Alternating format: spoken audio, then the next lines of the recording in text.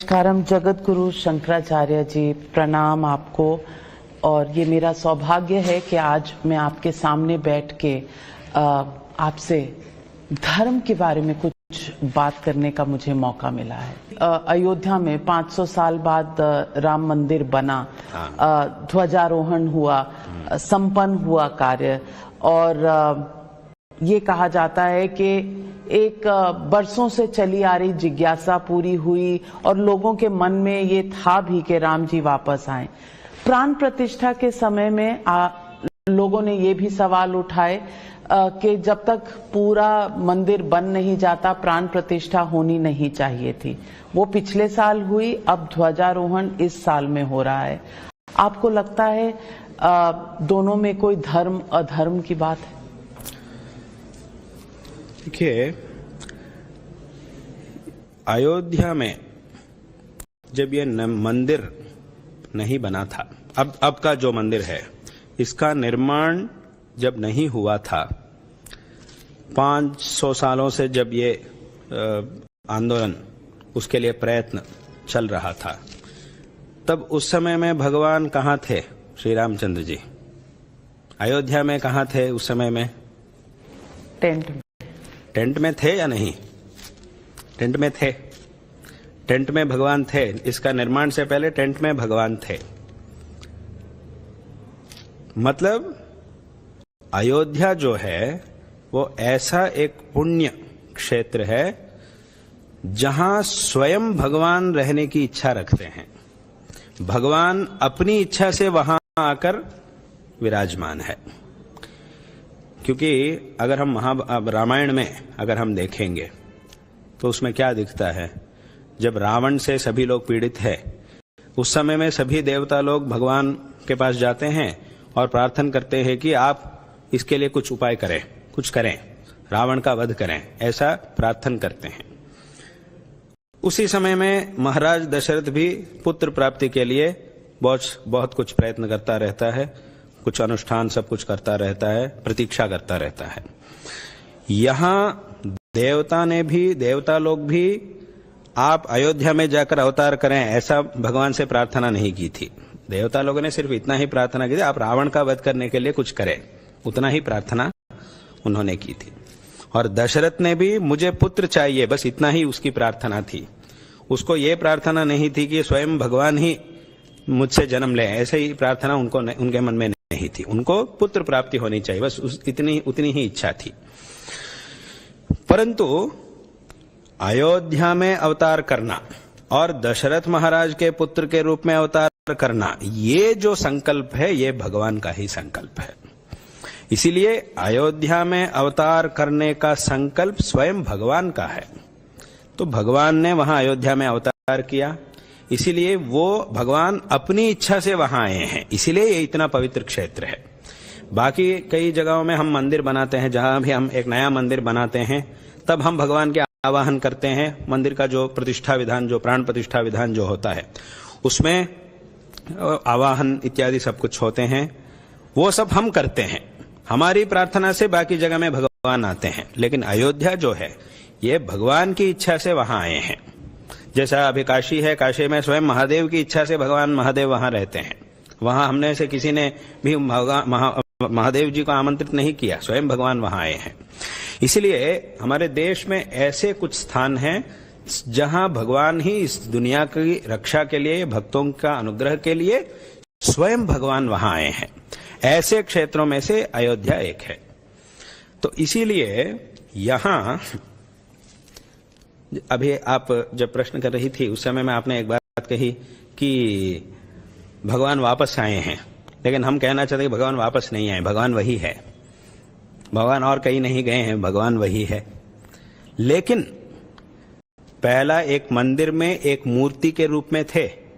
जब मंदिर का ध्वस्त हो गया, मंदिर ध्वस्त हो गया था, उस समय में भगवान अरूप अमूर्ति के रूप में थे और जो रामलला मूर्ति जो टेंट में थे उसके स्वरूप में थे। अब फिर वापस जो मूर्ति है उसके स्वरूप में है। तो इसीलिए अयोध्या जो है ये भगवान का ही स्थल है। भगवान ही अपनी इच्छा से वहां रहना चाहते हैं। हमें ऐसा कहना है कि भगवान ही अपनी इच्छा से वहां रहते हैं। बाकी जब मंदिर होते हैं वहां ऐसा नहीं होता, हमारी आवाहना से भगवान वहां आते हैं। तो इसीलिए अयोध्या में भगवान सदैव रहते थे, हैं, अभी भी है। तो इसीलिए जब पहला जो टेंट था उसमें भी भगवान थे, और जो नया मंदिर बन रहा था उसमें भी भगवान है, उसी जगह में मंदिर बन रहा था, तो वहां भगवान सदैव रहते हैं। मतलब ऐसा शास्त्रों में कहा गया है कि जब मंदिर पूर्ण नहीं होता, उसमें पूर्ण मंदिर का जो पूर्ण निर्माण होता है उसके बाद उसमें प्राण प्रतिष्ठा होना चाहिए, ऐसा कहा गया है पुराणों में, वो तो है। परंतु हमें ऐसा लगता है कि अयोध्या की जो बात है वो तो अलग है, इस जगह में हमें ऐसा सोचना नहीं चाहिए, ऐसा हमें लगता है। क्योंकि जैसा अभी तो कहा प्राण प्रतिष्ठा जो हुई थी पिछले साल, उसमें कोई, हमें ऐसा लगता है कि उसमें कोई उसमें शास्त्र विरुद्ध कुछ रूप में कुछ नहीं है, ऐसा हमें लगता है। और अब जो ध्वजारोहण हुआ वो भी है, ध्वजारोहण भी हुआ है। तो इससे आपको लगता है कि भारत में कहीं ना कहीं सनातन पर आंच आई थी, अब आपको लगता है कि भारत में हम दोबारा सनातन की वही महानता के दौर में जा रहे हैं? अच्छा, सनातन धर्म का विशेष रूप से अभी उद्धार और उसका उत्थान विशेष रूप से अब हो रहा है। क्योंकि अभी ये सब जो हो रहा है, मंदिर का निर्माण हुआ, जो 500 साल से कितनी प्रतीक्षा थी मंदिर के लिए, कितने लोगों ने अपने जान को इसके लिए समर्पित किया, कितना बड़ा आंदोलन हुए थे इसके लिए। परंतु ये सब अभी हम सब भाग्यशाली है कि हम देख रहे हैं, हमारे समय में हुआ है। बहुत लोगों ने इसके लिए बहुत साल तक प्रतीक्षा की थी, लेकिन उनको देखने का सौभाग्य नहीं मिला, लेकिन हम सबको मिला है। हम ऐसा मानते हैं कि उनका भी फिर से जन्म हुआ होगा। अभी जो कार्यक्रम है उसमें उन्होंने भी भाग लिया होगा, जिन्होंने पहला इसके लिए लड़ाई की थी, जिन्होंने जान दे दी, अवश्य ही उनका भी अभी जन्म हुआ होगा। अभी जो लोग इसके लिए काम किए हैं उनमें से वे भी होते हैं, क्योंकि शरीर, आत्मा तो एक ही होता है, शरीर तो बदलता रहता है।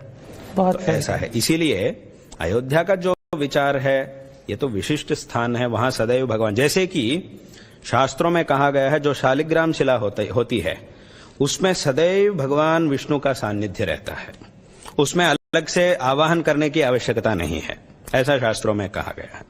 और जो बाण लिंग होता है, जो नर्मदा नदी के जो बाण लिंग होता है, बाण लिंग में महादेव का सानिध्य सदैव होता है, उसमें भी आवाहन करने की आवश्यकता नहीं है, सदैव भगवान उसमें सन्निहित रहते हैं।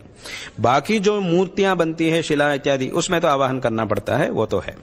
लेकिन इसी प्रकार अयोध्या जो है वो भगवान का स्वस्थान है, भगवान ही वहां रहने के लिए आए हैं। इसीलिए यहां ये अयोध्या क्षेत्र जो है वो बाकी सभी जगहों से ये अलग है। इसके लिए बाकी जगह में हम जैसा देखते हैं, जैसा सोचते हैं, ऐसा यहां सोचना नहीं चाहिए, ऐसा हमें लगता है। तो इसीलिए वहां भगवान सदैव है। जब टेंट में भगवान थे, इससे पहले जब टेंट में भगवान थे, तब इस मंदिर में क्यों नहीं रहेंगे भगवान? भगवान है, अयोध्या में है। मतलब ये प्राण प्रतिष्ठा विधान जो हुआ था वो एक विधि विधान उसके लिए किया गया है, वो तो है। मतलब भगवान सदैव अयोध्या में रहते हैं, परंतु जब हमारे दुर्भाग्य से कुछ समय तक लंबा समय तक भगवान टेंट में रहे थे, लेकिन अब हमारे सौभाग्य से भगवान मंदिर में है। लेकिन पुराना मंदिर जो था और उसके बाद जो टेंट है, अब नया मंदिर जो है, कुछ भी हो भगवान सदैव वहां रहते ही है। इसलिए भगवान का नित्य सान्निध्य का स्थल है। इसीलिए हमें ऐसा देखना चाहिए, अयोध्या के बारे में ऐसा देखना चाहिए। ऐसा इसे लेकर बाकी जगहों में जब हम मंदिर बनाते हैं वहां आधा बनाकर नहीं करना चाहिए, क्योंकि बाकी जगहों की बात अलग है, अयोध्या की बात अलग है। इसलिए हमें ऐसा देखना चाहिए इसको, ऐसा हमें लगता है। आज आपने कहा है तो बहुत लोगों के मन से ये बात समझ में आएगी। कुछ लोग ये भी सवाल उठाते हैं कि धर्म में और जो लोग पावर स्ट्रक्चर में रहते हैं, इनको अलग अलग रहना चाहिए। यानी कि प्राण प्रतिष्ठा या ध्वजारोहण क्या देश के प्रधानमंत्री को करना चाहिए? चाहिए या किसी धर्म गुरु को करना चाहिए, ये भी सवाल उठते हैं। आपका क्या? नहीं, यहां देश के जो नेता होते हैं, जो अधिकार में होते हैं, उनको धर्म और देश दोनों के बारे में भी सोचना चाहिए। ये उनका कर्तव्य है। जो अधिकार में है उनको ऐसा नहीं सोचना चाहिए कि मैं सिर्फ अधिकार के बारे में सोचूंगा, धर्म से मेरा कोई संबंध नहीं है, ऐसा नहीं सोचना चाहिए। धर्म से भी उनका संबंध होता ही है, धर्म से भी उनका अवश्य ही संबंध होता है। जब हम धर्म को छोड़ देते हैं तब देश की स्थिति ठीक से नहीं हो सकती है। जब हम देश को छोड़कर सिर्फ धर्म के बारे में सोचते हैं, वो भी ठीक नहीं है। देश और धर्म दोनों की भी बहुत आवश्यकता है। जैसे कि दो आंखें हैं हमारी दो आंखें हैं, दोनों आंखों से जब हम कुछ पदार्थ को देखते हैं वो अच्छी तरह हमें दिखाई देता है। अगर एक आंख बंद करके देखते हैं तब भी दिखता है, परंतु ठीक से नहीं दिखता है। दोनों आंखों से भी जब हम देखते हैं तभी एक वस्तु हमें अच्छी तरह दिखाई देता है। तो भगवान ने हमें दो आंखें दी, परंतु दोनों आंखों को भी एक ही पदार्थ को देखने के लिए भगवान ने दी थी। अभी हमारे दो आंखें हैं तो इसीलिए मैं एक समय में इस तरफ देखूंगा, एक ही उसी समय में दूसरा पदार्थ को भी दूसरी दिशा में भी मैं देखूंगा, ऐसा हम नहीं कह सकते। यह संभव नहीं है हमारे लिए। आंखें तो दो है, परंतु दोनों से भी देखा जाए, जो वस्तु दिखता है वो एक ही है, एक ही वस्तु को देखा जाता है दोनों आंखों से भी। ये धर्म और देश जो है ये भी ऐसा है, दो आंखें जैसे हैं। जब हम दोनों को भी जोड़कर आगे जाते हैं तब हम भी हमारे देश में सभी लोग सुखी रह सकते हैं। इसीलिए ये बहुत बहुत आवश्यक है। जो अधिकार में होते हैं उनको भी इसकी आवश्यकता है। पर देश सेक्युलर है, उसमें धर्म निरपेक्ष देश है। वो सोच ही गलत है, वो सोच ही बिल्कुल गलत है। धर्म निरपेक्ष मतलब हम इतना कह सकते हैं कि देश में जो धर्म है, जितने भी पंथ है, सभी लोगों को एकता से रहना चाहिए, इतना हम कह सकते हैं। ये आवश्यक है। धर्म निरपेक्ष बनाना ये तो गलत है, ऐसा सोचना ये सोच है, यही गलत है। धर्म होना चाहिए, क्योंकि धर्म ही सभी, जैसा अभी हमने कहा, धर्म जो है इसी के द्वारा हम श्रेय प्राप्त कर सकते हैं। और धर्म जो है, जैसे कि अभी एक देश में कानून होना चाहिए, कानून के बिना देश नहीं चलता है, तो कानून की बहुत आवश्यकता है। ये जो धर्म जो है ये पूरा विश्व का कानून है। जैसा एक देश का एक कानून होता है, पूरे विश्व का धर्म एक कानून है। क्योंकि पूरे विश्व में किस व्यक्ति को कैसा रहना चाहिए, क्या करना है क्या नहीं करना है, इसके बारे में धर्म में कहा गया है। तो इसीलिए हर एक व्यक्ति के लिए धर्म की आवश्यकता है। धर्म के साथ अगर ये जीवन करेगा तब, चाहे वो जानता है या नहीं जानता है वो अलग बात है। जैसे कि ये जो धर्म है ये अभी दुनिया का आधार है। जैसे कि अभी एक खंबा है, उसके ऊपर एक बहुत बड़ा इमारत है, भवन है, उसका आधार है ये खंबा। इस भवन का ये खंबा आधार है। ये जो बात है ये किसी की कल्पना नहीं है, ये वास्तु स्थिति है, वास्तविक स्थिति है। ये वास्तविक रूप में ये खंबा एक भवन का आधार है।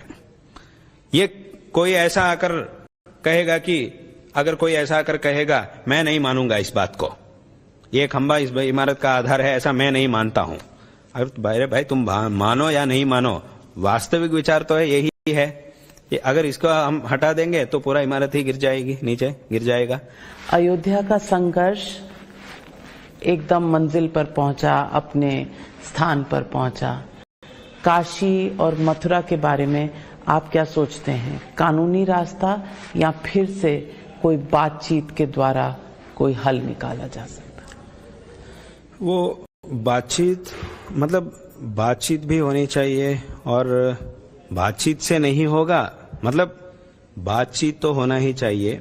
अगर उस रास्ते से नहीं होगा तो कानून की व्यवस्था में जाना ही पड़ेगा, कानून के मार्ग से जाना ही पड़ेगा, क्योंकि उसमें संदेह नहीं है कि मतलब इस बात में किसी को भी संदेह नहीं है, वो मंदिर है, वहां मंदिर दिखाई दे रहा है।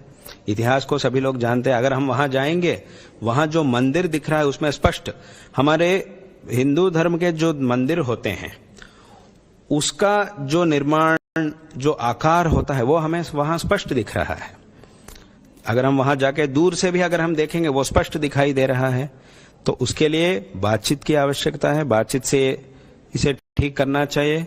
अगर नहीं होगा तो कानून के व्यवस्था के अनुसार चलना ही पड़ेगा, लेकिन वो होना ही चाहिए, वो होना चाहिए। वो है मंदिर ही, वो है मंदिर, वो दिखता है, दिख रहा है, स्पष्ट रूप से दिख रहा है। मतलब कानून की जो व्यवस्था है, बातचीत होने के बाद जो निर्णय है वो तो अलग है। बातचीत में क्या निर्णय होगा, कैसा निर्णय होगा और उसके बाद कैसा हमें आगे जाना है, वो बात तो अलग है। और उसके बाद अगर नहीं हुआ तो कानून के व्यवस्था के द्वारा कैसा जाना चाहिए, वो तो अलग है। लेकिन जो प्रमाण आंखों के सामने दिख रहे हैं उसको हम कैसा इनकार कर सकते हैं। तो वो दिख रहे हैं हमारे शास्त्रों में तो उसके लिए प्रमाण तो बहुत कुछ है। तो मंदिर हमें दिखाई दे रहा है, लेकिन किसी संघर्ष ना होने से, मतलब किसी संघर्ष नहीं होना चाहिए, शांति के मार्ग से ये होना चाहिए। उसके लिए बातचीत, कानून व्यवस्था, ये सब बात तो मालूम है, पता चल, बात तो अच्छी तरह समझ में आ रही है। लेकिन अगर हम वहां जाके कुछ दबाव से कुछ करेंगे तो उसके द्वारा बहुत संघर्ष हो सकता है, तो उसके वजह से शांति जो है वो बिगड़ सकती है। इसीलिए उसके लिए जो ठीक मार्ग है उस मार्ग के अनुसार हमें जाना चाहिए। शांति, जैसे कि आप जानती होगी कि महाभारत में जो कुरुक्षेत्र युद्ध हुआ था, उससे पहले शांति के लिए कितना प्रयत्न किए गए हैं। स्वयं श्री कृष्ण जी ही शांति के प्रस्ताव लेकर वहां आते हैं, धृतराष्ट्र के पास आते हैं। जब ये सभी मार्ग बंद है तब उसके बाद युद्ध शुरू हुआ था। तो यहां भी ऐसा ही है, परंतु वहां बात क्या है, अभी युद्ध के बाद जो परिणाम आएगा या तो शांति का चर्चा होने के बाद जो परिणाम आएगा वो तो अलग है। लेकिन हम जानते हैं कि पांडवों को जो मिलना चाहिए वो मिलना ही चाहिए, इस बात को हम पहले से ही जानते हैं। लेकिन एक व्यवस्था के रूप में उनको मिलने के लिए शांति प्रस्ताव रखना और युद्ध करना, ये सब है। बहुत पहले से ही हम जानते हैं कि पांडवों के साथ अन्याय हुआ है और उनको जो मिलना था वो उसे देना ही था, लेकिन दुर्योधन ने नहीं दिया, देना था। इस बात को हम पहले से ही जानते हैं। लेकिन एक व्यवस्था के रूप में उनको जो मिलना है वो मिल जाए, उसके लिए सबसे पहला मार्ग है कि शांति मार्ग। जो जैसे कि पहले से भी हमारे जो हिंदू समाज है, हमारे सनातन धर्म के समाज जो है, ये पहले से भी शांति को हम चाहते हैं। जब शांति का मार्ग पूर्ण रूप से बंद हो जाता है तब भी हम युद्ध में जाते हैं। ऐसा ही हमारे धर्म की परंपरा है।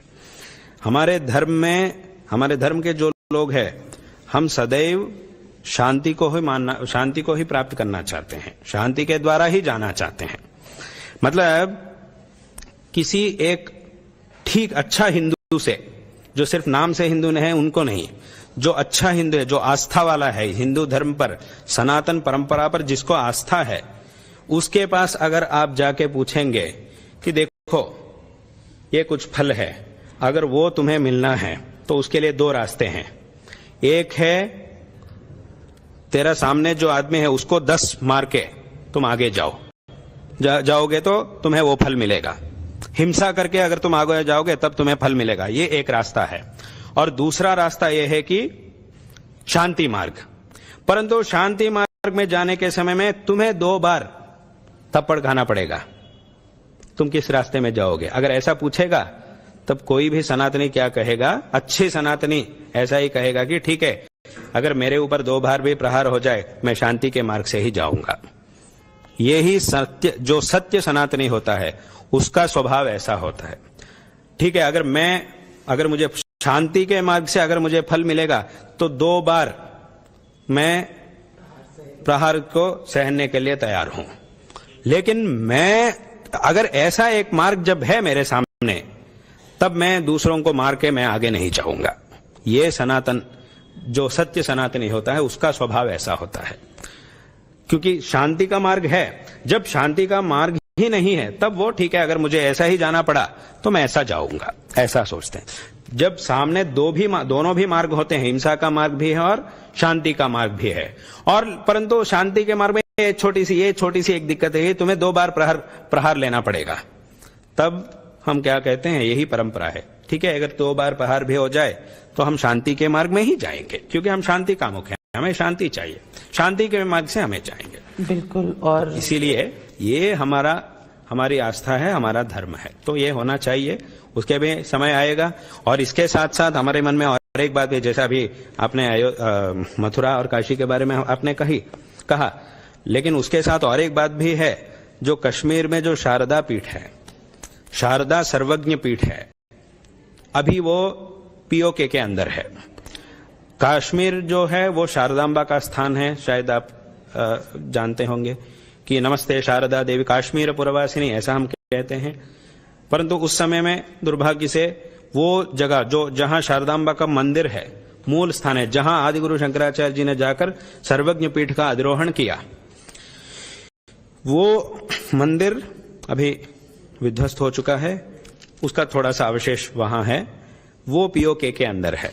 तो भाई आने वाले समय में वो भी होना चाहिए, वहां भी शारदांबा का मंदिर फिर से बनना चाहिए, जो पहला इतिहास में जैसा था ऐसा बनना चाहिए। उसकी भी आशा हमारे मन में है, उसके लिए भी प्रयत्न हो रहा है। शांति से ही प्रयत्न हो रहे हैं, शांति से अब उसका प्रयत्न हो रहे हैं। जैसा मथुरा, अयोध्या, काशी, ये सब जैसा है, वो कश्मीर का सर्वज्ञ पीठ भी ऐसा है, क्योंकि शारदांबा का स्थान है, शक्तिपीठ है, उसके द्वारा ही हमें ज्ञान मिलता है, ज्ञान देने वाली देवता है शारदांबा। तो हमारा आस्था वहां है। एक जमाना में ऐसा था, बहुत लोग वहां यात्रा में भी जाते थे, लेकिन उसके बाद इन दिक्कतों में वो बंद हो गया। अभी वो यात्रा भी बंद हो चुकी है, फिर से उसका प्रारंभ भी होना चाहिए, वो भी होना चाहिए।